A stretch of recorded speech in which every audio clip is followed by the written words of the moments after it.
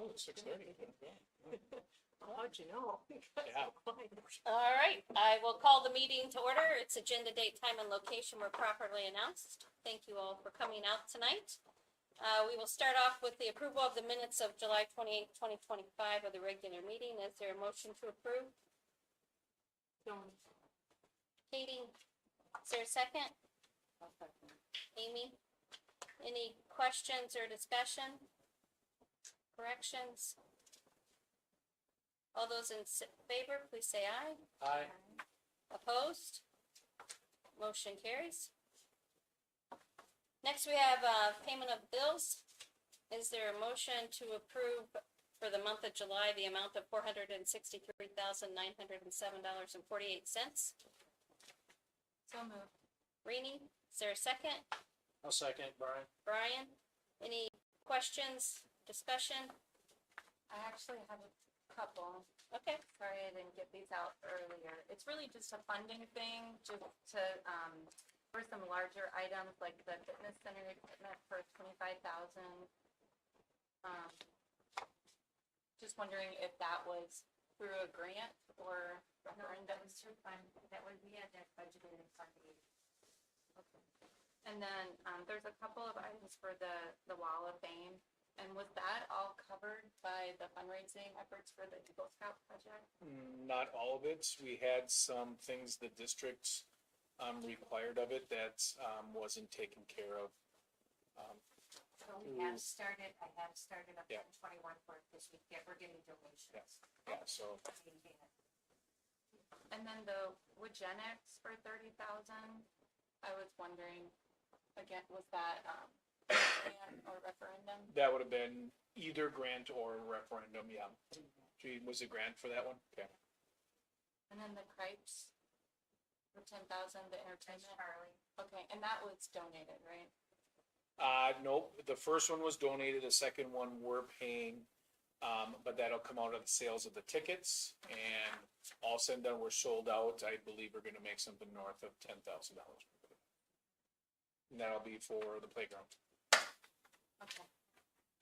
And then, okay, that one I just said. Last one was the Aurora Medical Group, it was 5,000. And, For, retirement benefit that I paid on. oh, okay. That was it. Thank you. Anyone else? All those in favor, please say aye. Aye. Opposed? Motion carries. Next, we have the cash summary. I had no questions, and as you can see, we're just got through our first, second month of the new budget, so everything is going well as we would hope at this time. Any questions? All right, donations. Okay. Oh, no donations, no, nothing at this time. I got ahead of myself. Yeah, I Okay, wait till got a little after. excited, Yeah, okay. exactly. Nothing for comments from the public. Did anybody sign up? All right. Then that takes us down to a presentation for the STEM Lab. Awesome. Well, some of you know, Mr. Sevner here, Brian, was a former board member. And these are the kind of really cool things that happen when you just stay connected to former alumni and friends of our districts. This conversation, Brian, was about 6-9 months ago, Yeah, maybe it's even been maybe. about a yearish. Yeah, and as we're going through all that you're surrounding us in right now, he's like, I'm excited. He's like, how can I help? And at the time, I said to Brian, I'm like, I think I have an idea, but let's wait till we can take how you can help and double it. So we want to talk a little bit about the process and how we got here, and then from here, we're going to do something a little different. Is I want you to hear the history of it, and I want you to come down and see the new STEM lab and see what this is going to look like from there. But I wanted to kind of start off with a little bit of what brought us here. So, Sure. Brian, anything you wanted to share? Well, many of you know, but don't know you. I'm sorry, Brian. But I'm a 2002 graduate from Random Lake. I've kind of always kept in touch here. I was on the board for 6-9 years. Moved away due to some family stuff. But during that time, I founded, created, and grew a tech organization called Valor Technologies. We actually provide some of your EDR, cybersecurity services and backup, disaster recovery services. And over time, Mike and I have just kept in touch. I love what you guys have always kind of paid a little attention to what you guys are doing. I was just on the very front end of this referendum, so I was when I transitioned out, kind of really through the 2020s, and we kind of really grew and as a board, and I got really attached to Random Lake, as I always have been, and I wanted to come back later on when I got my company to a place where I felt we could make a bigger impact in areas. I love STEM. I am a science geek through and through. I love technology. I love math. I love all of it. And I wanted to be able to see that and help influence younger minds, not just for cybersecurity or IT, but to help foster that STEM-oriented thought process. I believe that's the wave of the future. It has been for I don't know how many decades now. So yeah, just Mike and I were talking, and there's an opportunity for me to help fund, provide a donation and help double it through some connections that we've used before. And I should say Mike has used before, and lo and behold, we were able to double it. So I don't foresee this being a long time. Okay. So long story with that is Brian and his company donated $60,000. We used that to double it, and you're gonna see how beautiful these labs were, but we didn't have $120,000 for all the high-tech, cool curriculum that's gonna be coming. So if we can push pause on this, or just let everyone at home know, we'll be back in about 15 minutes. When we go check out the new STEM lab and see what it looks like, because it's looking pretty fantastic. Okay, we'll just go down here. If you don't remember, it's the old middle school, elementary.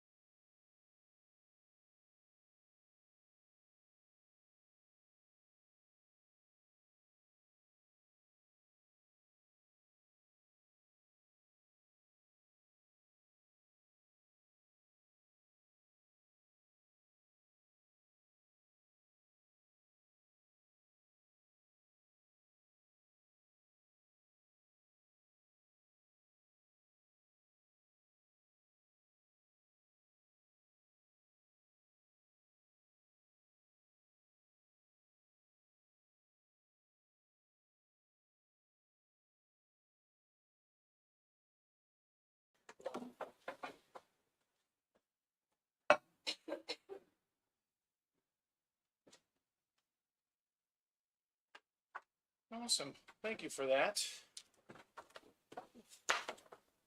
Okay. It's very exciting stuff back there. All right, thank you, Brian. We appreciate it. Now, let's move on to the referendum discussion.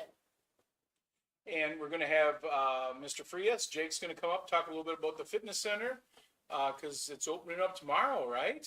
Yes. Here we go. It's getting real.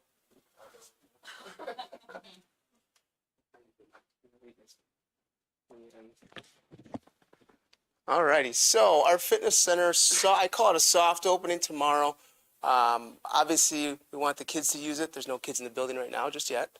And with community members, we are going the process of fob systems. So it's going to be a $75 a year charge. So for the entire year, it's $75, which is pretty cheap compared to any other fitness facility in the area. And that's for people who live in our district. If you're out of our district, it'll be $150. First responders and any alumni that are still in school after high school will be free. And really, it's going to be an easy sign up. Kim's getting it set up online. You just pay online. You can pay your yearly dues online there on Infinite Campus. And Lee's been doing a great job with the fobs. I gave him a list today, and he had them done in about half hour, 45 minutes. So I connect with Lee or Terry even, get your fob ready, and then we can connect one-on-one, community members, and I give you your fob, and you have access to it. The hours are going to be 5 a.m. to 7:45 in the morning, and then in the evening, 3:30 to 8 o'clock at night, Monday through Friday. So we have all state-of-the-art equipment. Like the news story said last week, 70% of the cardio equipment's brand new. We went with Matrix. Matrix was a company that I used when I was at the sports corps. They helped me outfit 3 different deliveries, installations for the Ryder Cup, all that fun stuff. So we are very happy with the product. If you walk in, it's probably one of the nicest weight rooms. And I know I'm biased, but one of the nicest fitness facilities I've been a part of. That's kind of the whole kit and caboodle, as they say. Any questions at all? And just, if you haven't been in there, I'd be happy to take anyone in there after our meeting today. Jake's done a wonderful job of putting the right amount of equipment in the space. It doesn't feel crowded. It is wonderfully branded. It just looks, I'm trying to have that in the front of our district as one of the things we walk by as you come by. Those are the type of things we want to work with. So fantastic job. Thank you. His crew, and all the supervisors that work in there. We couldn't do it without all of them. And we're kind of still working out the kinks on the TVs and the Wi-Fi. Wi-Fi is going to be up, but for the time being, I would say bring your own, tablets or phones. I'm working with Lee tomorrow to finalize the TVs. We got TVs up by the treadmills, a couple TVs by the free weights. So just give us a little bit of time on that stuff. But overall, everything is ready to go. Big thanks to our maintenance department, Russ, Mike, Ian. They really did a great job helping me move stuff. I gave them some instructions, and within an hour, they had stuff moved from the old weight room as well. So big props to those guys as well. The $75 fee, is that per person? Per person, per person, yep, per person. So every individual needs to come there. Yep. It's helping from a liability standpoint as well, and security. So you'll have 2 doors you walk into, and that fob is only going to give you access to the auditorium entrance doors and then to the weight room. You cannot get access to the school when you walk in with your fob. So your fob's going to be specifically assigned to you. And then after 4:30, the doors that, when you came in it used to be the library, when you used to walk in from the hallway, those doors will be locked. So no community members can walk in through the hallways. There is a bathroom and a changing room in the facility, so you have access to that there as well. Do we have people sign a waiver? Yep. So when people sign up, they can email me. There's a waiver that we went through, fine-tooth comb, rules and regulations, but also from a liability standpoint, what you agree in when you walk into that facility. There are cameras there as well. Like I said, it's the old library, so there's, I want to say 3 cameras in there that are videotaping at all times. I don't know that I'll get access to the camera, maybe, but overall, we've got cameras, we've got the fob system, we've got the waivers, so we really got ourselves covered from an insurance standpoint. That's great. Wonderful you guys can move so quickly on that. Thank you.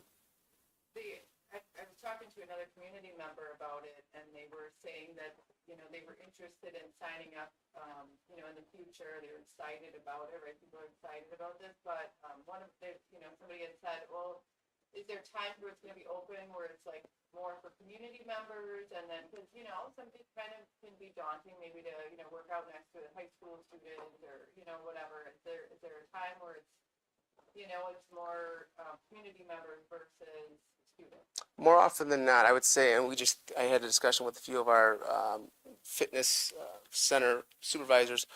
After 4:30, there are really minimal students in there, unless they're in there with a team. But even then, you don't see that too often. Really, it's at 3:30 to 4:30, 4:45 is when most of the students are there. And then after that, it's mostly community members. And that's why we actually extended our hours a little bit longer to 8 o'clock at night as well. That way you can go home after work, grab a quick bite, and come back out for a workout if you wanted to. I think it's clear, make sure we're clear too. One of the limitations of the previous fitness center was it was in the middle of the, right, you had to walk through school to get to it. And then we could only have it open when it was supervised. Now with the cameras, with the fob system, you can come in and students won't have fobs. So anytime they leave, once they leave at, let's say 4:45, 5 o'clock, that's gonna be the fob. That'll be the time, they can come in and get a workout, and do it really on their own accord. So it'll be interesting. We're gonna be very curious to see how many people use it, how does it work? But this was one of the promises of this referendum, was to open those hours, make it easier, because we knew that, you know, closing it at 5 o'clock wasn't conducive to most people. So Correct. so that's why we've done it this way, and have them reach out to Jake.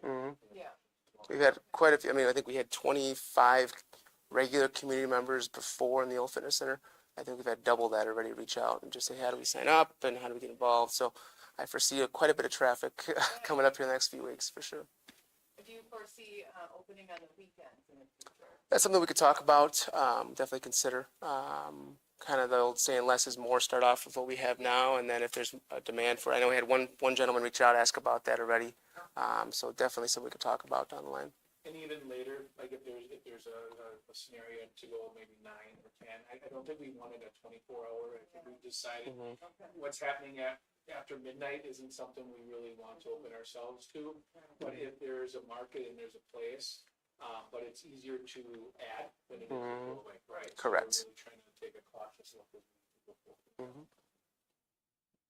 You have a question? I was gonna ask Oh, the okay. weekends, so. Okay. So then there's no supervisor. There is a supervisor in the mornings, every morning, because that's when some kids do come in. And then we have supervisors from 3:30 until 6 o'clock, Monday through Friday. And then that's 6 to 8. Again, it's going to be more often than not community members that are over the age of 18. And that's where that waiver and that fob and the camera system has us covered from an insurance standpoint. And, you know, Jake said his experience running the sports core, I think how lucky can we be to have somebody that's got to run a fitness center at that level, and we have them here, so, yeah. Thank you. Anyone else? All right, thank you very much. Actually, you could probably give that to Susan right away if you want. I'll stick around. We're sure we have a closed session afterwards, so I'm not gonna hold you to that. Oh, okay, sure. All right, so building reports, want to start out with strong culture. We have our Luxembourg friends in June. Mike, as well as Mrs. Walters and Mrs. Hendricks, were able to head over to Luxembourg with a few of our students to visit over there and see Luxembourg schools. And so now we have them coming at the beginning of September. That we'll have some teachers and students visiting us. So we're really excited to continue that partnership and have them visiting with us. And then moving on to strong communities. The last weekend in September on Friday night is the color run.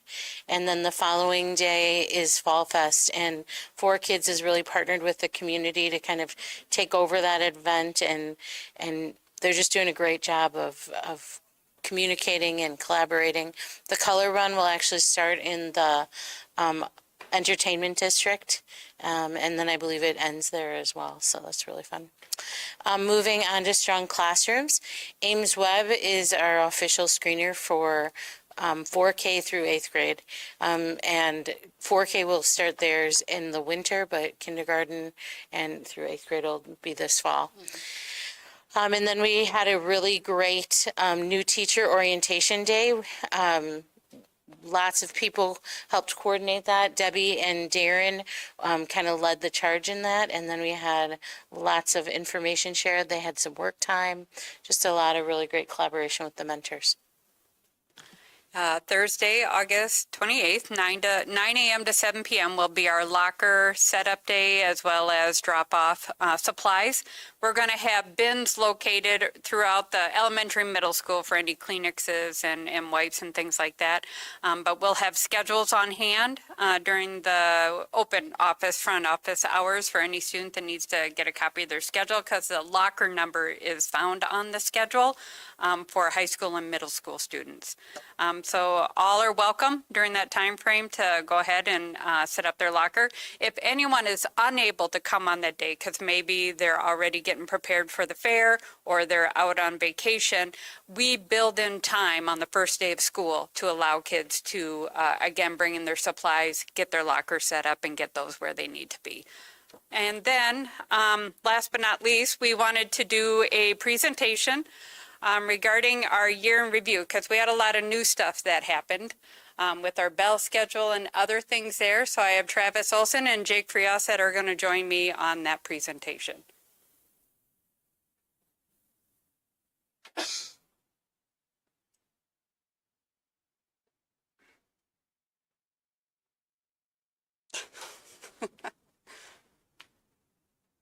Here we go. All right, go ahead. All right, so the highlights that we wanted to touch on, we had a new bell schedule that we put into play, staggered wind time, our ramway time that we built in for more culture building activities, as well as really strong focus and emphasis on our youth apprenticeship and work experience, and then our student incentive system that we put into play. So we wanted to go over all those highlights for you, as we said at our earlier meeting at the beginning of last school year. All right, so the positives. These were things that our staff, after the end of the school year, they're saying, you know what, this is what is coming out as the positives from this year. So the amount of class time, 60 minutes, and overall more instructional time. All of our staff are saying that, you know what, they were able to get deeper with the curriculum, with the increased amount of instructional minutes, with the 60 minutes every day, even with the one-day drop. They felt that they were able to get far deeper with that instruction. We had a decrease in amount of failed core classes, so the decrease in amount of students requiring credit recovery, because the teachers were able to, with all of that additional instructional time, catch kids sooner before that they failed anything. So we were really proud to see those numbers going down. And then our ramway time, we were building in monthly student check-ins. Each month we had brought the entire high school student body together, giving a foreshadow of what was coming up and getting input from them on different things. And monthly student activities, we were doing grade level competitions, as well as providing more extra time where students then were requesting to see other teachers during that time to get additional help above and beyond the win time. And that was each month that they were getting all of that extra time. We did a targeted support group with our students that were really struggling, our students that we were looking at with all of our data that, you know, they were in that DF range, and we just zeroed in on them with a targeted support group that was led by Mr. Olson and Ms. Westenberger. Then we built in that incentive system for students, and the cell phone policy was a very big assistant and help. It changed the dynamic of how the kids interacted with each other. It really did. It changed the dynamic for a very positive, better. So these were the positives that were given back by the staff. Oh, schedule. So then we did survey the kids, just like we had said at the beginning of the last school year. We said we wanted to survey the kids. One of the questions on the survey was, on a scale of 1 to 4, how do you like the 60-minute class period? So 3 was agree, 4 was strongly agree. 85% of the students indicated they liked the bell schedule and the 60-minute class periods. And we had over 100, what was it? Because we surveyed the freshmen, sophomore, juniors, because we knew the seniors were already, so it was all freshmen, sophomore, juniors. We had 95% of the student body that filled out the survey. With the Ramway time, Tuesdays and Thursdays, it gave us an opportunity for clubs to meet. We understand that within our community, people enjoy their evenings, people enjoy their weekends. So really, it turned out very well. The clubs were able to meet regularly on a monthly basis, even twice a month if needed, to collaborate and get the stuff done that needed to get done. Like Susan had said, monthly student culture building activities, competitions, games. I know Natalie did a great job with a couple of those as well. Just a lot of just engagement and collaboration with the students. We had our alumni guest speakers. We're bringing that back as well. That was a great response from students. We try to just bring something new every time a new guest speaker came in to try and attract different attentions from different kids within the audience. Monthly student check-in meetings. And then support time with teachers, maybe that extra little bit of support that the kids needed one-on-one with those teachers was done during Ramway time as well. And if I can add one thing, we did add in even a system where the students could sign up where they were requesting the teachers that they wanted to see. So we had the teachers requesting students, but then we added in the layer where students could request a teacher. Our YA and work experience, as you can see the numbers, last year we had 30% of our upperclassmen with work-based learning, 22 of those were YAs, 12 were work experience. This year that's going to be actually closer to 38%. We were able to lock in 3 more youth apprentices before the earlier part of this week. So kids are realizing that they can use what they learn in the classroom and apply it to real life situations. Studies have shown that when you start to put work-based learning and you apply it to any type of curriculum, it takes less than a year for these kids to learn that curriculum versus just being in the classroom at all times. So kids are starting to realize that. Even, some of our kids that have taken the advanced science classes, the CAP bios, the American Wilderness, they're taking some of those skills and now they're CNAs. They're working in hospitals, nursing homes, and they're loving it. They're able to apply what they've learned in the classroom into real life-based, real work-based learning.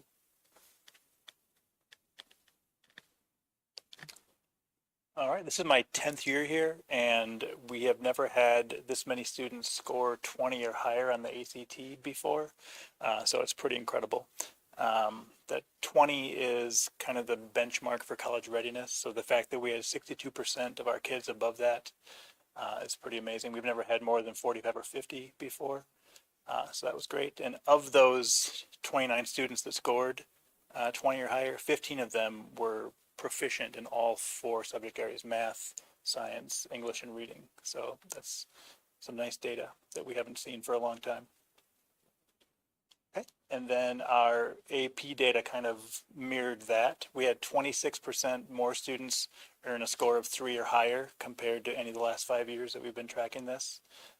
Some of the larger courses that have, double digits of students taking them had 80 to 95% of students scoring 3 or higher. So it was a good year for ACT and AP. I think the continuity of not having every other day really helped because there wasn't reviewing because some days we would have class on Thursday, have a Monday off, not see kids till Thursday. There was a lot of time between class periods where now we were able to get through more material and dig deeper into it, like Susan said earlier. So, and we didn't, it's not like this data is good because we had fewer tests taken. We had a pretty good number of tests taken too. Our number of tests has been pretty level the last 5 years. The number of exams on that one was 88, Right, so the highest. yeah. So, So with our win stats, so we wanted to keep track of what are the number of requests that teachers are making to make sure that we're getting, hitting students that we need to hit. So this is a number of requests throughout the entire year, but I have it broken down by month and by grade level. And we could see the varying core subjects and teachers and what grade level that were being requested for the students. And you can see with our ELA support lab, we had 498 student requests throughout the year. And that was teachers requesting to meet with students for a variety of reasons, but it was really to improve their academic performance. And you can see that with math, science, the reassessment lab. This could be teachers assigning for a student to take a reassessment or a student requesting to take a reassessment because they want to improve their performance on an assessment. And the peer tutoring lab, this is the one thing that we're really proud of because we've been really working on trying to build this up. And now we've gotten 228 students that went through our peer tutoring lab working with our upperclassmen, receiving help on their studies as well.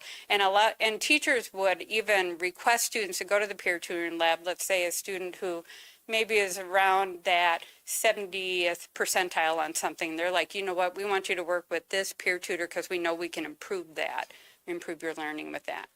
And then the structured study hall where we're really trying to target some students that we could see struggling with homework completion or organization and things like that. And that's what we're targeting there. So overall, we were really happy with the data that we're seeing because this is what we want. We wanted to make sure teachers were utilizing our system as well as that students were utilizing our system. And then responding to our system, which we'll see on our next page, is I've been tracking our F stats since I started at the high school. This is our all-time low. So you can see semester 1, we only had 29 failures. Semester 2, only 26 failures. I only went down to 22, 23 because before that we did it by quarter. And so it wasn't as, but the very first year I'd say here at the high school, we had over 100 failures. And so every year we'd been working at it. And then when we put this new structure in, along with the new bell schedule of 60 minutes, these are the lowest failure rate that we have had. So we're very proud of these stats and going to keep working at it. Along with surveying the students about the bell schedule, we asked some other questions too. And this was kind of interesting, we thought, is what are students proud of, through their academic careers. And it was neat to hear 53% say that achieving good grades was, a proud endeavor for them. And we knew sports would be high. It was nice to see the 30% about tackling those challenging classes too. So that was good data. And then, this is me, okay. And Jay kind of hit on this. Students really enjoyed that set time during the day to meet with their clubs as opposed to trying to do it after school or before school or during lunch when there's conflicts with other clubs or sports. So it worked out really well to have that hour once a month to meet with their clubs, or half an hour if it was a split day. All right. So we were asked by the community, please ask a question about the homecoming activities. And so we did that. Would you prefer homecoming activities during the school day or after school?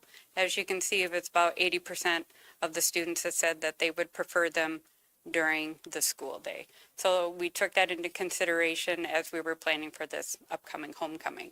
But we also realized too that there's certain things that are better in the evening versus the day, like the ladies football. That is much better in the evening, and we're coming back to that. So there's some things we've learned as we tried it, and we're like, you know what? We tried it, that didn't go as well.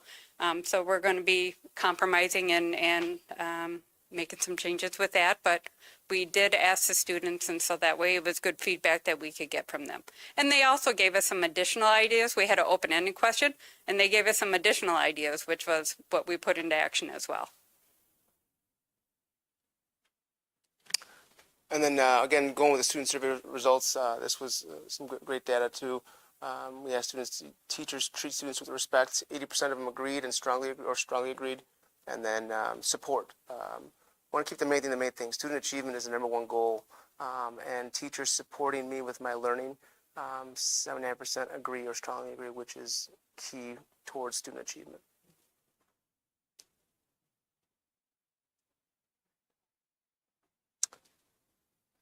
And then our student incentive system, we did our senior open campus. 81 students earned that. And then junior open campus in May, 15 students earned that as well. And then we also gave out over 100 Rambuck cards to students that were demonstrating, being a good student, being a good person, being a good individual. Can you explain how you would get open campus for your group here? Yep. So for the seniors, it was monthly. And at the end of each month, we ran a report. They couldn't have D's or F's, no behavior write-ups. No unexcused absences, and so just meeting the expectations of being a good student, like Jake said. And then for the juniors, that was They would get an hour lunch, right? They would get a Yeah. They had WIN, lunch, and Ramway. so it's about an hour and a half lunch that they would get. 2 hours. They had 2 hours. And they all came back. Yeah. We never had Right. Yes. Yeah. And they were bummed, like, Ooh. when they missed it by one thing Yeah. or something, they were. Yeah. At the end of each month, students would come to me begging to get rid of that one tardy that didn't allow them to get this, and I'm like, it's too late now. And then for the juniors, it was some similar things and their ACT, practice ACT data. And then the Rambuck cards started at the end of the year, and we did that every week, every 2 weeks. Every week, we're trying to get those rolling, and it was no missing assignments. Yeah, B's are better. And then a teacher could give one out to a student that they were seeing growth or gains in their learning as well. And so we had, how many did we give out? It was over 100, and that was just the last 2 months of school. And so our plan is to start right away, second week in September, based off of quarter four's performance. And the students can redeem it for $1 at the Ramway Cafe or the concession stand here for a sporting event. So it pays for itself. They turned it in, and we just keep reusing it. So it's like a little credit card. And so as they're handed out, the kids are always like, Yeah, we would go at lunch to hand them out, and the kids would be waiting to see if they're going to get one, and the ones who didn't made sure they did next time. So it was motivating to a section of our population that maybe doesn't have other incentives going for them. So it's neat. so that's the highlight that we wanted to come back with and share with you. Do you have any questions for us? I think it's great. I think it's great that you're giving us all this information following all these changes, because it was a lot of change. And, I would think that's great that the students are seeing positives from it, and the teachers. And, as far as Jake's, my kids are in high school, so they see a lot of this, and the youth apprenticeships are great, and so many options, and I still truly don't understand it, but so they're getting credit in high school for working. Elective credit, yeah. Right? How do you design how many credits they get? So they get, because it's 450 hours, they would get 2 credits per semester, Okay. fulfilling throughout the course of the year. So that would be equal to them, if they're gone for the morning, it would be equal to their morning classes, their morning elective classes. Now, they still have to come in and get course-related work within that youth apprenticeship, as Yeah. well as their core classes too. Yeah. So that's where, more often than not, it's either a morning or afternoon. Right. Unless they know by their sophomore year, yes, let's stack my schedule so that I know I could be on a little bit longer. But it all depends on the business too. Like, we've got some businesses that don't open until 9 o'clock in Sure. the morning. So it's like, we gotta be kind of flexible with that Sure. standpoint too. Well, that's so great, though. I think all those options for kids, figure it out, because it's so hard to figure out what you want to do, right? So they have. They gotta try it out. Yeah. So, And there are expectations that go with that, like for work experience or why they do sign a contract, there's evaluations by their employer, and they have to be maintaining their good grades in performance and attendance here at school, otherwise they could lose that privilege. right. And I think it's super interesting that you've had so many improvements in ACT scores. but also so many kids are going into the trades as of this last year, right? I mean, there's still so many options that you've given them besides college and getting a good ACT score. They've also gone in, like, so many kids have gone into the trades, which is such a growing opportunity right now, so. I really like it. Now, Good those job. I'm sorry. The ACT scores, they're reflecting the junior year mandatory. So are we having a significant number of students taking them again? And I guess my question is, during COVID, around that time, we saw a decrease in the relative importance of the ACT. Are you seeing that with higher education institutions nowadays, or? We are, well, what else from a council standpoint, it is required to go to four-year school. And we are mandated to take it as a school by the state. That being said, there are a lot of schools that are still on the wave where they waive the ACT, or they don't look at it. Some schools make it optional, you can include it. I wouldn't say that it's null and void per se. Depending, and that's where the scope meeting is coming from. When I meet with students, I ask them, what do you want to do after high school? And that's where we have the conversation. Okay, well, this is your ACT score and you want to go to Madison. Maybe you want to consider retaking it, or make sure you include it. Or if it's the other way around, where they want to go to Moraine Park and they want to go into McLean, they may not need the ACT. They may need some other classes, maybe an acupuncture as well. It's all about individualizing for the students. Thanks. So on that, just so everybody's kind of aware, like, I think parents gonna move back towards ACT, like, it's very hard to assess a student coming in from all sorts of high schools without something. So even if the state would get rid of the requirement, I would say, like, it's worth doing. It's good to, like, stress on the test. It's good. But we always approach it with the kids that it's good to take it and keep all your doors open. At some point, maybe you're gonna come back and apply to college, so keep all of your doors open. Well, because even the military looks at it. Yeah, they look the at military ACT was score. And if it does matter in the long run, then it didn't matter. They took it. right. It's not gonna hurt you. Correct. May take about 4 hours of your time. Correct. I had a question about the cell phone policy, so I'm glad the teachers found that useful, like, I find it useful. What did students, did you ask them in their survey at all? Like, have they just kind of accepted it, or are they? We knew how they would answer. So there were some suggestions that bring back the phones, Yeah. but we did have a lot of kids, even like from the student leadership, where they said, you know what, we're talking to our friends at lunch, we're engaging, we can hear, it is a difference in the hallway, it's just fun, it's positive, and they're laughing, they're talking to each other, and they're not so consumed with seeing whatever is being posted. And it's just the confidence too in some of these kids that even aren't outspoken. Now they can feel more confident talking to somebody and having those conversations. So it's been nice to learn. So even if they don't recognize right now that what we're doing is good. Correct. So great to see the outcomes. Thank you for doing that. And, so they're doing club meetings during Ramley. Aren't there some club meetings during lunch, and would that continue as well? I thought drama club was meeting.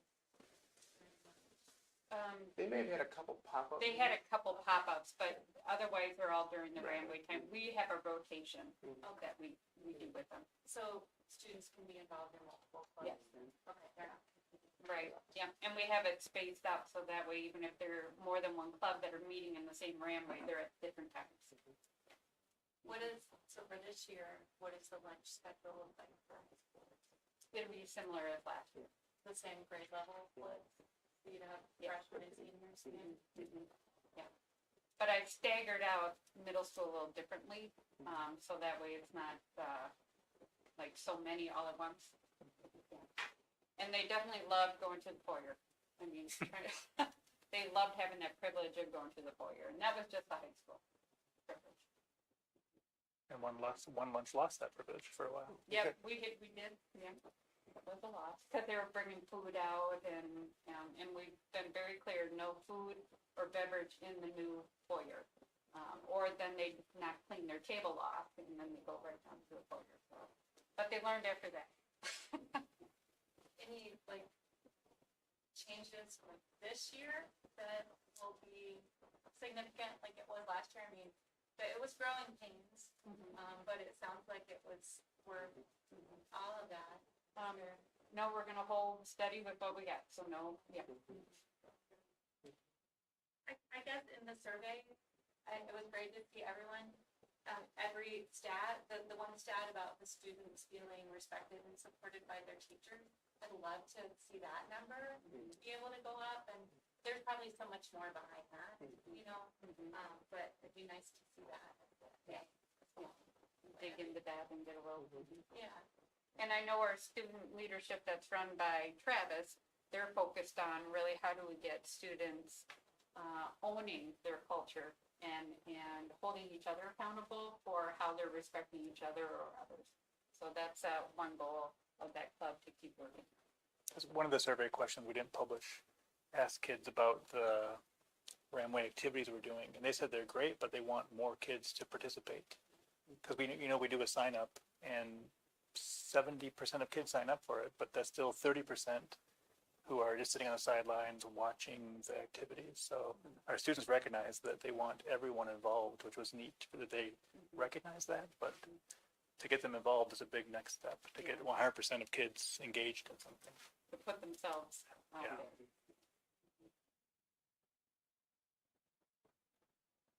Anyone else? I just wanted to add, because this presentation is fantastic, but I think, and Reedy, you kind of hit on it. This is not a one-year thing, right? And, you know, I'll give the example of the senior lunch, right? The open campus.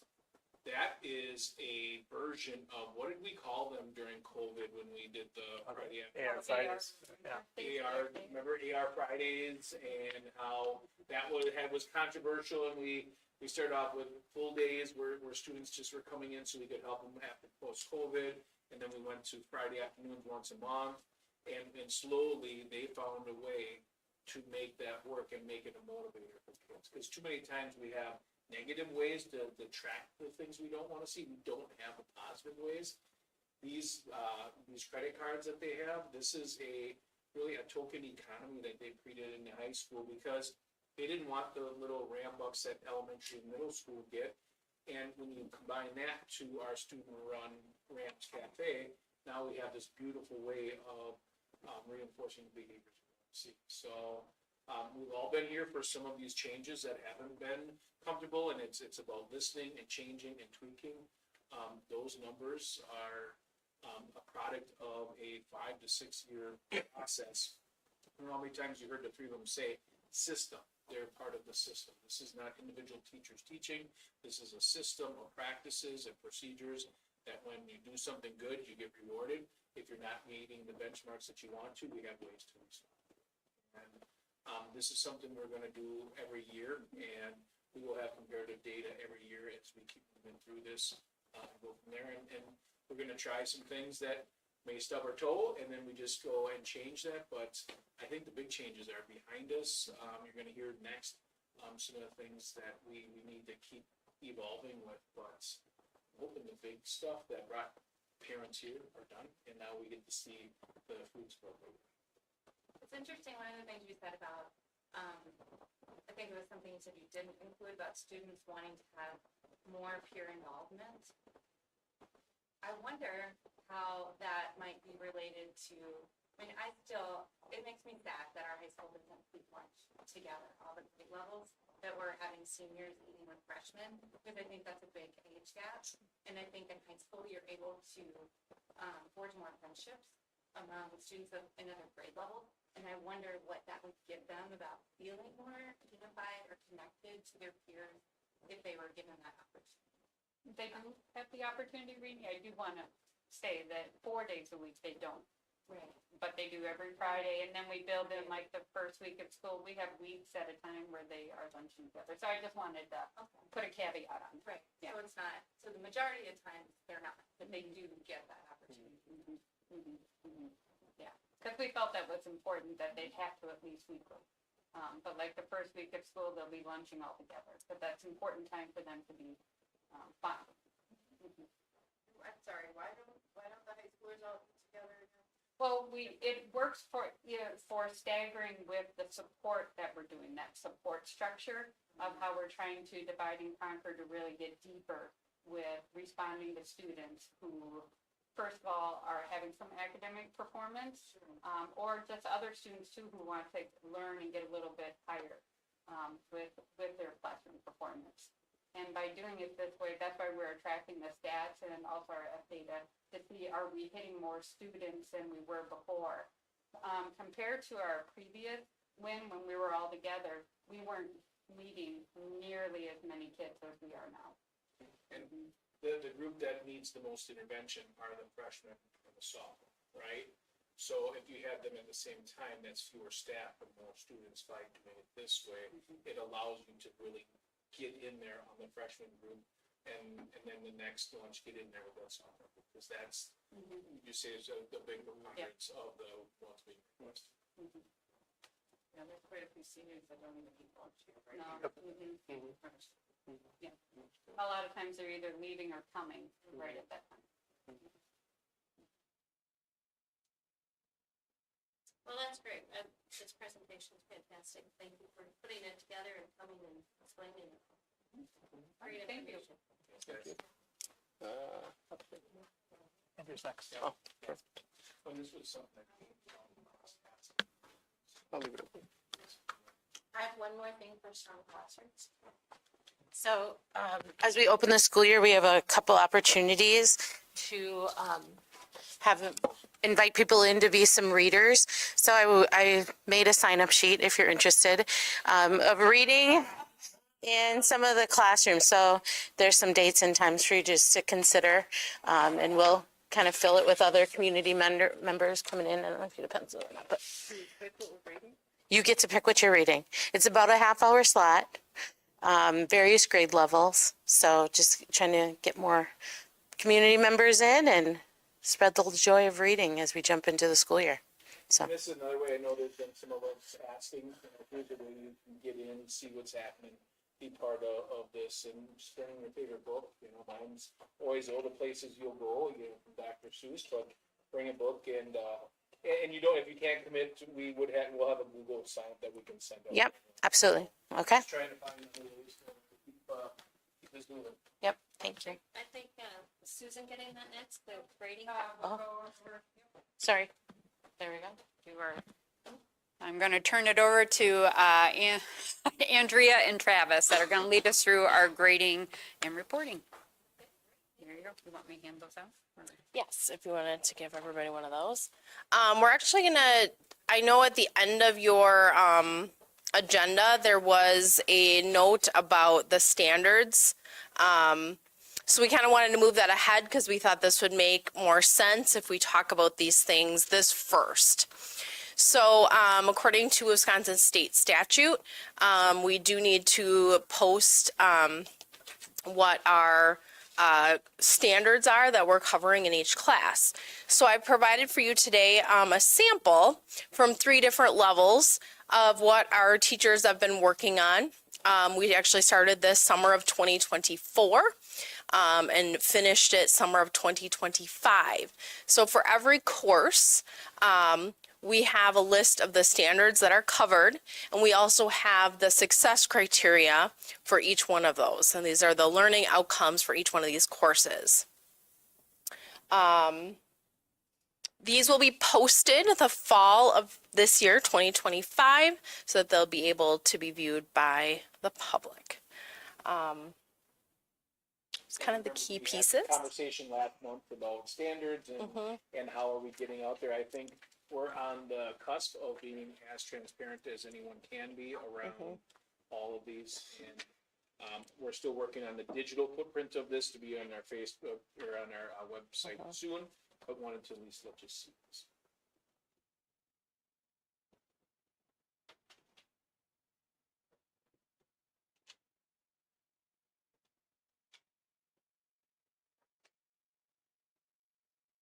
I did have a question about. Yeah. The proficiency scale. So a student, if they're not proficient, then we know they need to work on that standard, right? And become like complete in that. Mhm. But I was wondering how, when you're doing like a GPA, because then we do need an actual number. So how does that translate? That's great, because that's actually kind of how we're gonna transition over to that, because you have to kind of know. Yep. So that's perfect, because this is what we're expecting. This is how we are going to be giving students feedback, and then from there we're going to still give a student a grade, which will translate to a GPA. So Travis and I've been working on this, so. So one change for this year that affects the grade scale and the percentages is we've condensed A- and B+ down to an AB.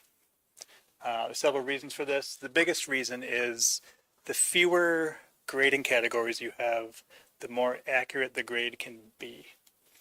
Like, what does a A- kid know that a B+ kid doesn't? You know, it's just that 1 percentage point. So now going back to those success criteria, it's more clear to students and all stakeholders and parents about what success criteria kids are lacking, and this causing them to get an A or a B. Most of the UW campuses run grade scales like this without pluses and minuses, and many of the private colleges do as well. So it's becoming more and more common to get rid of the pluses and minuses. Okay, so your question is, the proficiency is still aligned to percentages, and then the 4-point scale as well. So if I make 100 on my test, okay, if Amy makes 100 and I make I guess, let me read this right, like a 92, we're both getting, A 90 have the same grade? A 92 would be an AB. We should have 93. Yeah. Okay, I get she gets 100, I get a 93. Yep. We both have an A. Yep. And that's how it is. That's how it's always been. But we both earn for a GPA a 4. Yep. Even though technically she did better than me. Yep. Yeah, there's always a range within any grade. Yeah.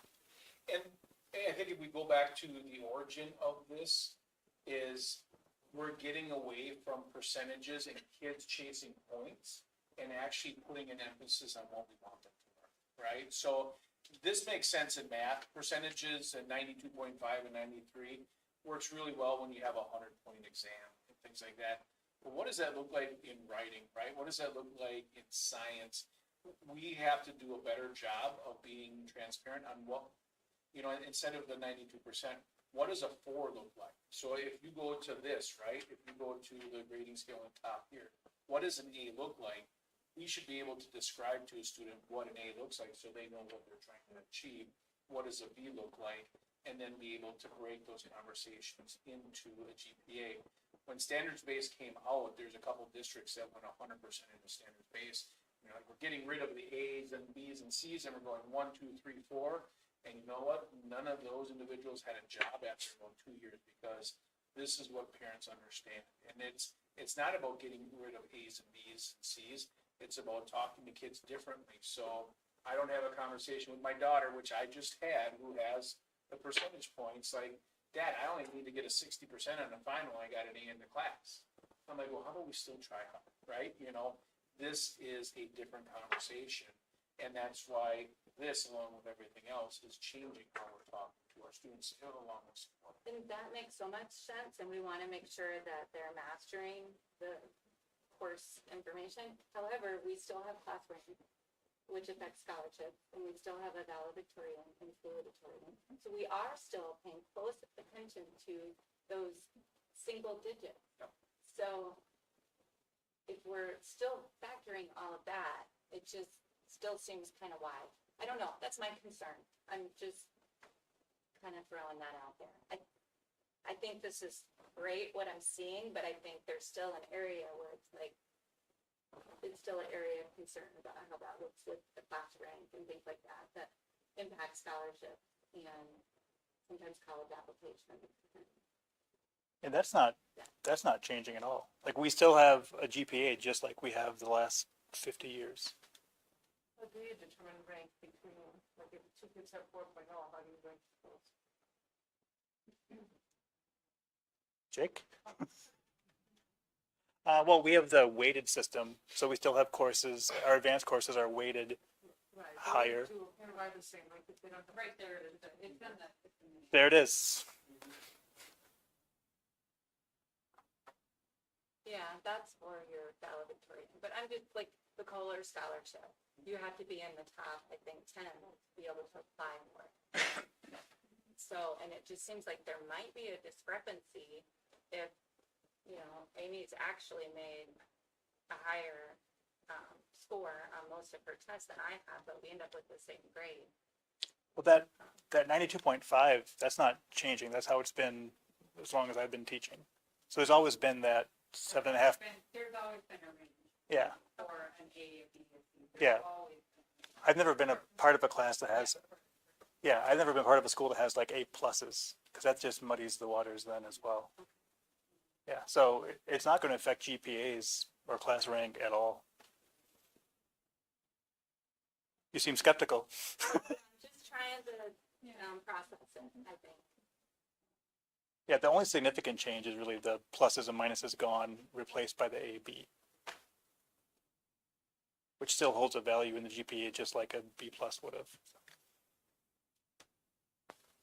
Stacy has a question. So a 92% under the old would have been an A minus, and 88% would have been a B plus. I think that's what you're looking at, right? So so that, could that potentially end up with you having a tied score for somebody? I think that's where my brain is. You know, you could have somebody who gets more than 88s, somebody who gets more than 92s. Do we see a lot of that anymore, or is that something we don't see so much? I don't, I see transcripts till I'm blue in the face. Yeah.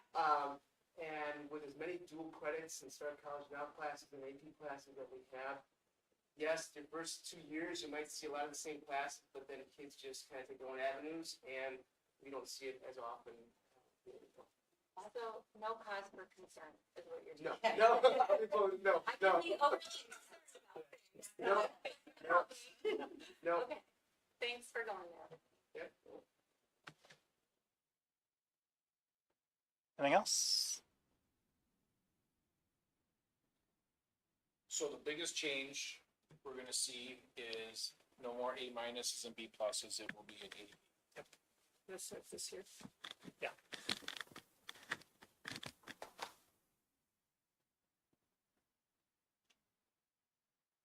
Is there anything else? Question? We should also mention the not proficient. Do we wanna talk about that at all?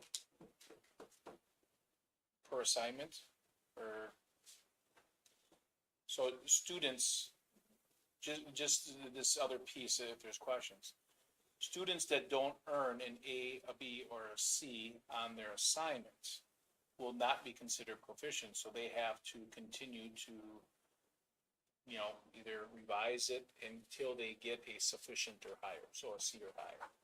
So in the day-to-day coursework, if you don't at least get a C, you're going to have to keep doing it, which raises the bar on what our expectations are for students. So, that's kind of taking away the D. What does Gusky call the D? Gentleman's F, right, is a way that we're saying, you know what, these aren't good enough anymore for here. You need to get to the proficient, we're calling it sufficient, the C range. And because of all those intervention systems and all those things we have in place, we're able to say that to students now and say, nope, not quite good enough. Go back to the writing lab, go back to the peer mentoring lab, get this to at least a C, if not higher, and then we'll go from there. So this is allowing us to ratchet up something that I've never been able to be part of, and I think this changes the conversations with our kids unlike anything I've seen.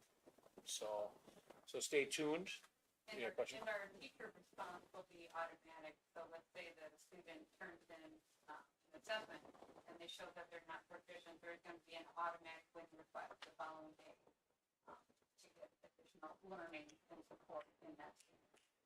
I'm sorry, Katie. No, so it's related to that, and I guess I wondered when you were talking before if that's what the part of the win was retakes or something like that. Yeah. So could a student pretty much be non-proficient in everything and repeat it and eventually pass? Like, I mean, at what point do we stop offering another option? Like, do we reassess forever? 2, 1? Right, and that was, we had that conversation today, where by department, they're gonna kind of determine also by the, whatever the unit or the assignment is. Because some it's a one and done, but others it's a spiral. And they're like, you know what, you're gonna have several more opportunities to be reassessed on this, and we're going to keep moving through. Where others, it's like, you know what, this is your, opportunity to be assessed, we're gonna give you 2 more opportunities. So it's not gonna be unlimited, and it's also gonna be within a time frame, because we know the farther away students are from that learning, it may not be as impactful. So we want to really get kids in the mode of turnaround, as well as what are you gonna do for your learning opportunities? Teachers are gonna automatically be requesting them and have them do that within a short amount of time. Did you say today if a student gets a not proficient, it'll also be a communication to the parents as well? That this is an assignment? Yeah, like the middle school, we're gonna do an automatic complete campus, that there's an summative, score, for your students on whatever it is. And so there's gonna be an automatic message that goes home to parents, right away. So that way parents too can be looking with their students, because we know that maybe the student is thinking, I'm okay with this grade, but you as a parent can look at it and go, we can do a little better on this. And it's helps building, I mean, developmentally, we need, 6, 7, and 8, we're teaching them that how to do this process and to take that ownership as a learner, that responsibility, and then moving that up into high school. So, but there will be, I mean, it can't be just open-ended throughout the entire. Do teachers have any kind of control over whether can a teacher give a test that doesn't have any retake opportunities? Yeah, so we're actually working with teachers tomorrow on their core syllabus. They are going to answer these questions in advance, and it'll all be posted on their syllabus. So there may be certain situations where a student would not be allowed to retake because it just is not feasible, such as a lab. Opportunity for those materials, that's a one thing. Right, or there's there's many things that each, particularly high school department needs to consider as they develop their policy. So we have a template that will guide them through this, because we've been doing reassessment for a long time with the middle and high school. But now we really want to solidify this policy so that we really focus on having students really focus on their learning on the front end. And that we do need to reassess sometimes, but we really want to get a more formal procedure in place. And it would be nice as they kind of get older in high school, right? By the time they're seniors, maybe there's a lot less reassessment even offered, because I tell you, they come to me and ask if they can do a retest, and the answer is always no. So, Right. so once they get to college, they're not doing that anymore. So we're gonna, slowly try to help students build that. Yeah, learn what they have to do. Yeah, and some of our upper level courses already have that policy.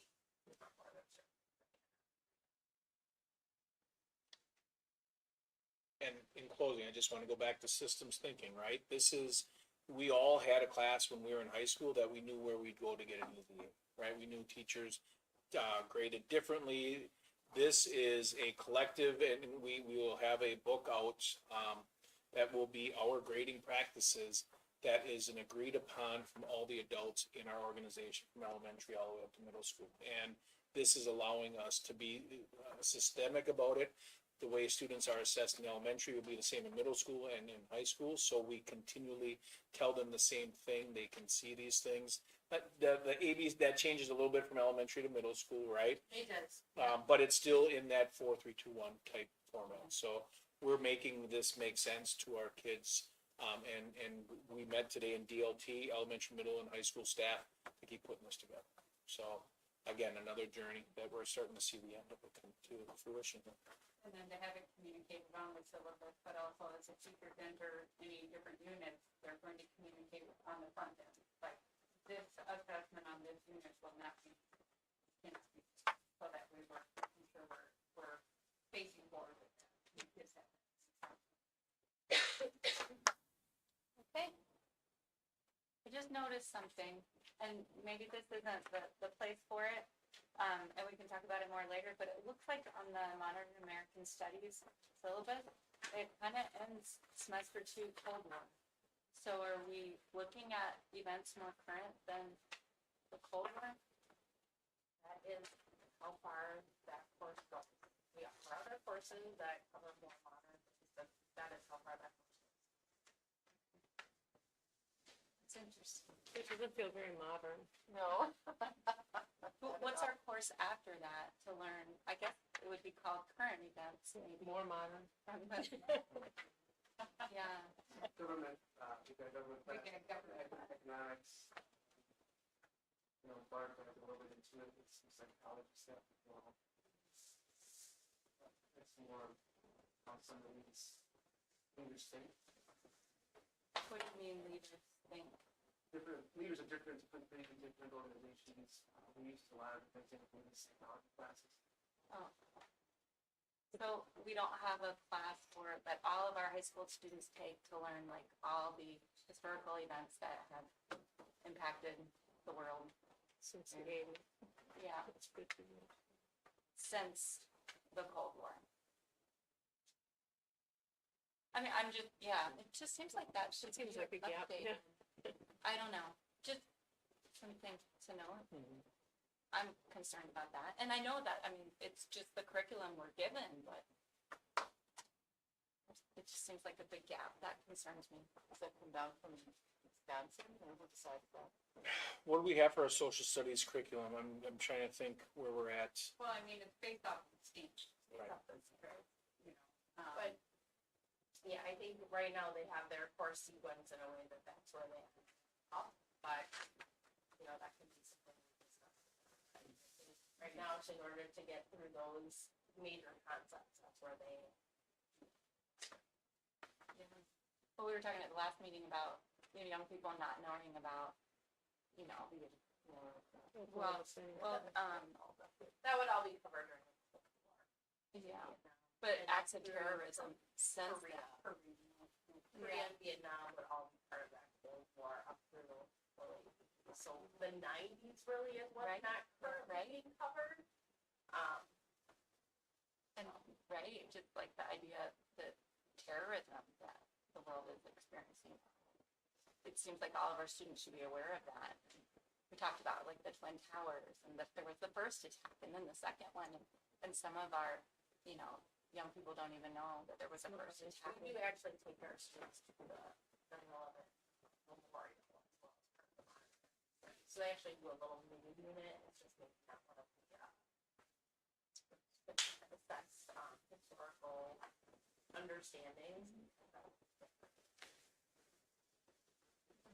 Something to throw at the PLC, something to think about, yeah. Yeah, you are welcome to go meet with middle school, high school social studies teachers and talk about the sequence of Yeah. units they want to teach.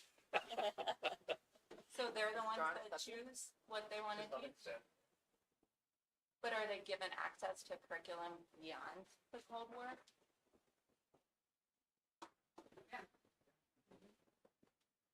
And the standards themselves don't dictate what Right, they don't pick historical the events. events to cover.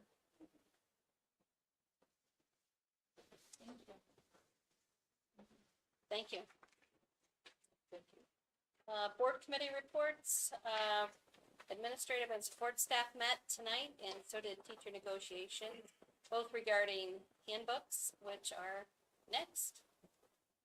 So we have the student handbook. Is there a motion for the student handbook? Do you want a motion before we talk about things, Ron? However you want to do it. Go ahead and talk about it. You have something to say, right? Because We have something to say about all of them, right? Yes, same thing as they were. Okay, well, have at it. Okay, Then we'll take a motion So- after you explain. all right, so Okay, can you pull up the student handbook and then find the sexual high school, harassment? middle school one, Yeah, the high school, middle, not, you know, it wasn't really elementary. yeah, the sexual, that one right there. No, no.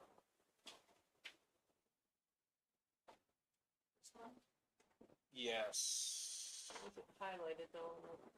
Is it just not highlighted in your motion? It's in the, Well, The top there, one. this next part, yep. Okay, there you go. So, so it's just that first, so all the stuff that's struck at the top kind of lists out what sex means, right? And it's got things like, maybe this one doesn't say that part of it. Maybe when we were looking Including at sexual it. orientation and gender identity, the top line. But it used to say, like on the one that we were looking at, that was the staff one, I think it said pregnancy and all sorts of other things that it listed out. And so now that's all struck and it says the board does not discriminate on the basis of sex, and then it parenthetically says including sexual orientation or gender identity in its education programs. So it like calls those two things out as like, this is the thing we really don't discriminate on, and all these other things we don't really care that much about, I think, in the way that the wording changed. So I would suggest that we strike that entire parenthetical statement because it doesn't really change the meaning, and the basis of sex can still include those things, right? It just doesn't. So that's, I guess, is that a motion to amend? And you're saying that this parenthetical is in each of these handbooks that we're gonna be talking about, It's, that you yes, would, I'm gonna make the same motion in all of them. Policy. Right, right, Okay.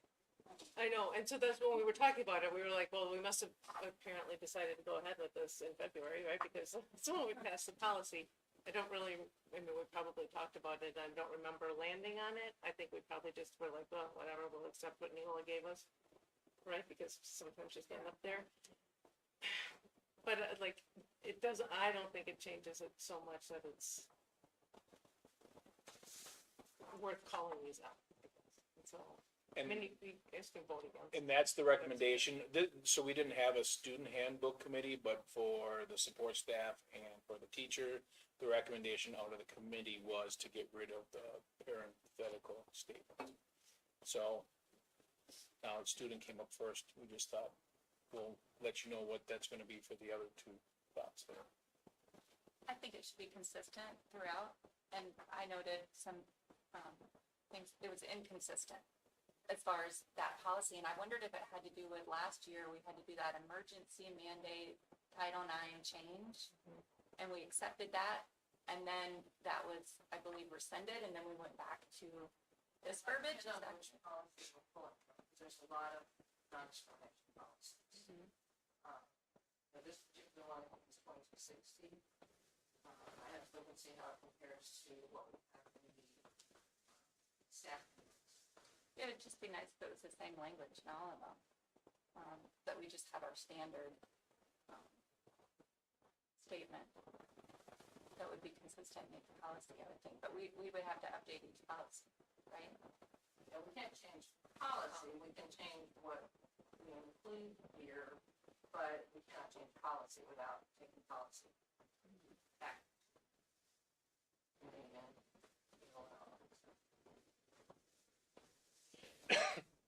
But we can make this change, like this change doesn't have to be verbatim for policy, as long as it. well, it's not an entire policy anyway.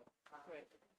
So, Well, right, because it shows back up again under equal opportunity participation under the academics. Which one are we looking at? We're looking at the student handbook. the student, high school.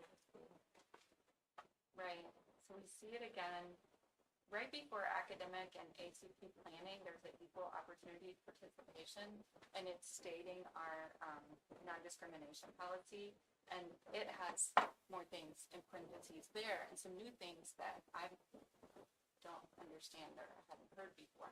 Do you know what page that's on? Are we still in the student? Yeah.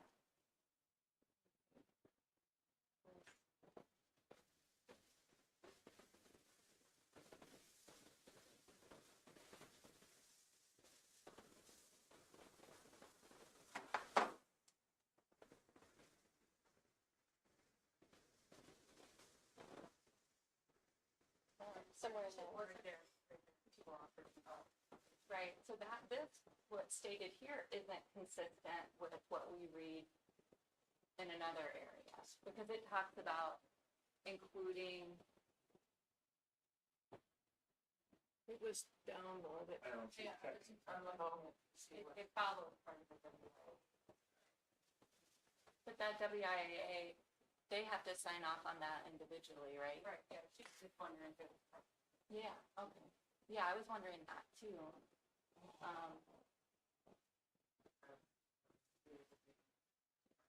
I guess I would just like us to be consistent, because then it gets confusing.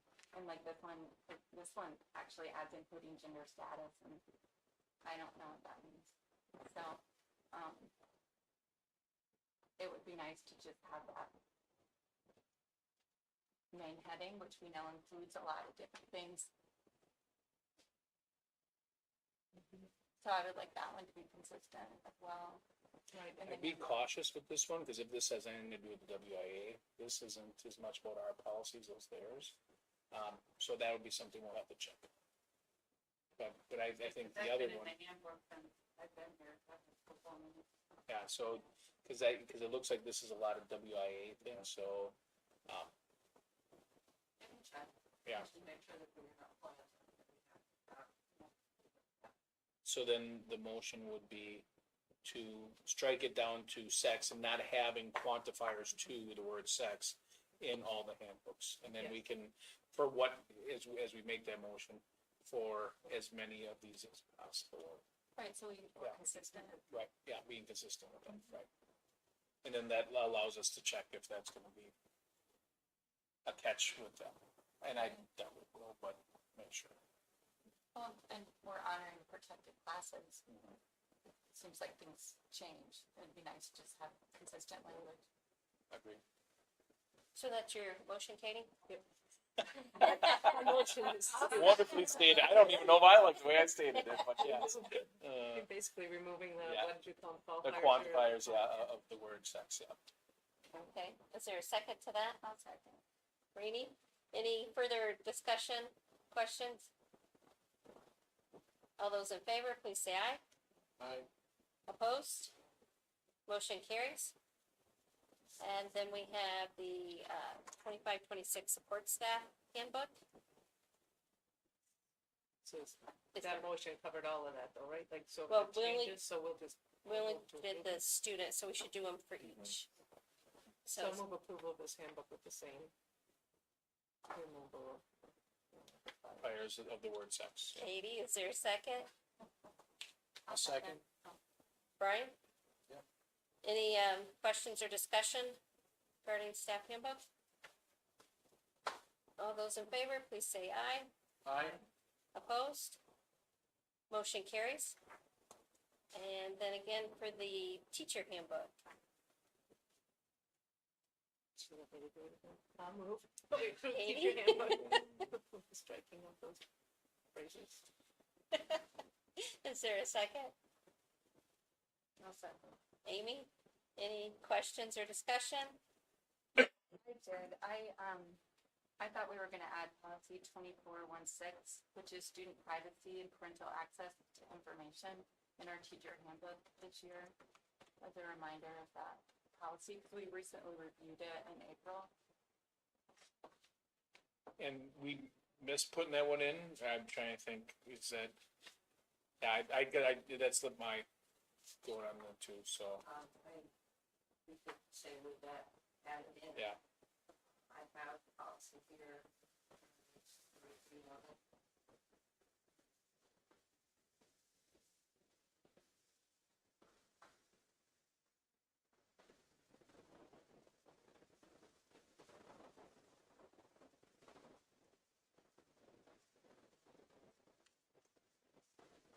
This is the one that we looked at in April. We passed it. So we're just adding this in there into the handbook.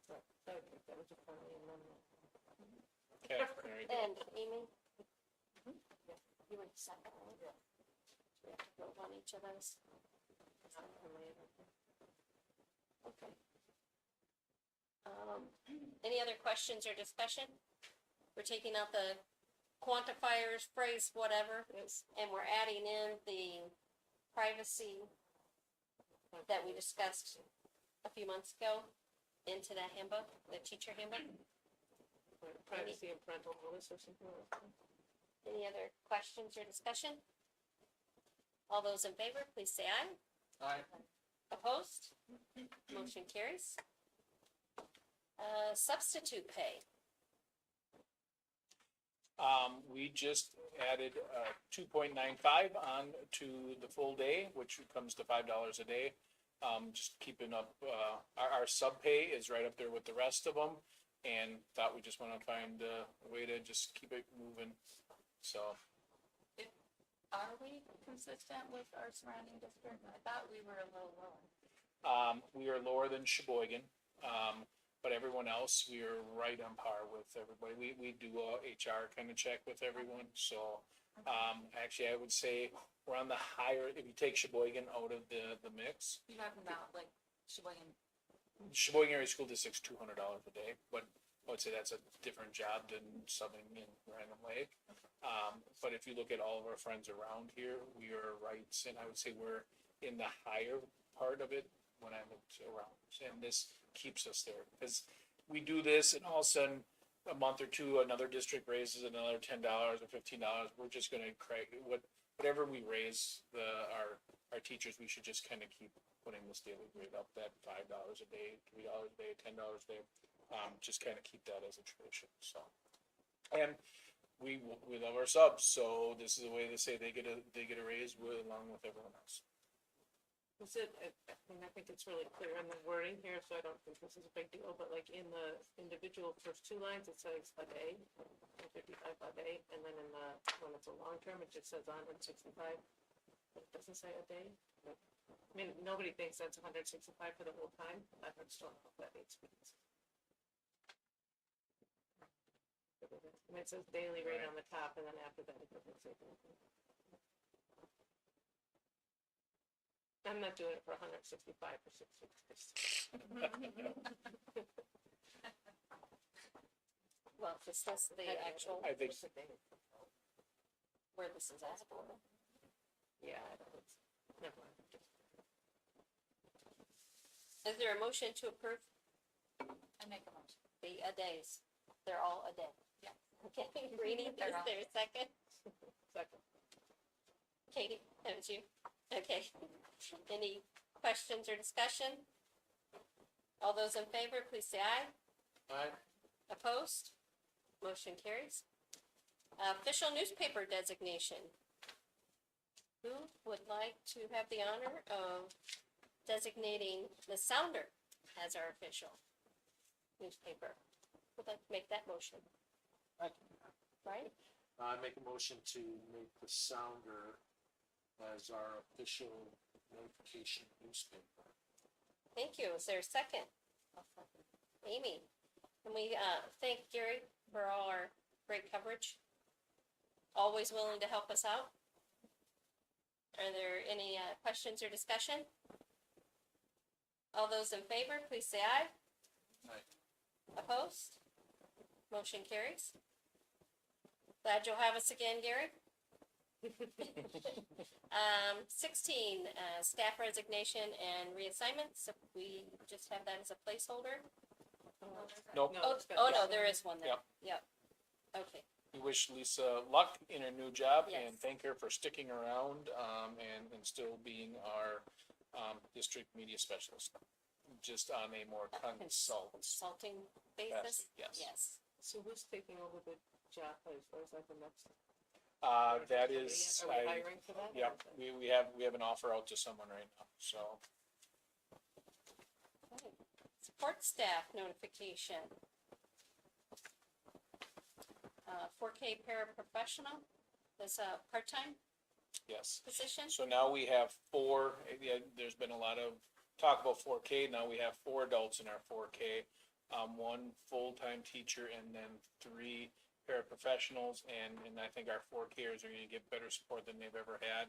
We have more adult time in there, so, it's coming together. What our number last, you said? we had 31 students, so we're even higher than we were before some of this, so keep them coming and, let everybody know we got it fully staffed and we're ready to roll. And Mike Poole, now bus driver, Mhm. lead teacher. Okay. Co-curricular coaches and advisors for 25-26. I've got a whole list here. Anything really new? Looks like a lot of returns. Can I ask a question? Is it just in there twice, or is there a difference between Patriot Club and Patriot Club Advisor? Okay, okay, that's, I was like, I don't get what she's doing different in these two rules. Travis just get cut out of one of them. And then volunteers for, high school volleyball. These are all notifications. Has Mark done this in the past? Mark Schultz? Not as for us, but, we do volleyball coaches, and just coach the club up in the Sheboygan area, and then, Okay, she's got a lot of experience. okay, great, thank you. And then we have a 660301 agreement, school work opportunities grant with Ozaki County School District. We participated in this for the last 14 years. Is there a motion to continue this? Katie, is there a second? Amy, any questions or discussion?